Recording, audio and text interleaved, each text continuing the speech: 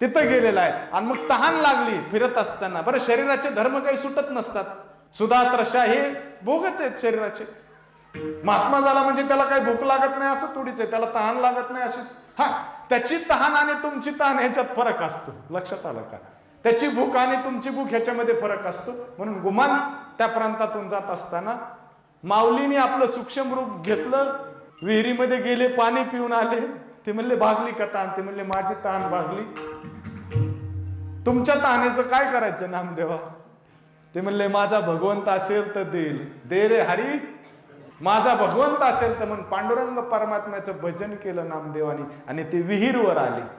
लक्षात. आणखी ती विहीर आहे तिथं गुमानमध्ये, माहिती आहे तुम्हाला, पंजाब प्रांतामध्ये. लक्षात आलं का? मग तेवढी भक्ती पाहिजे नामदेवासारखी, नाहीतर तेवढा अधिकार असला पाहिजे ज्ञानदेवाचा, तरच तुम्हाला भगवंत प्राप्त. विठ्ठल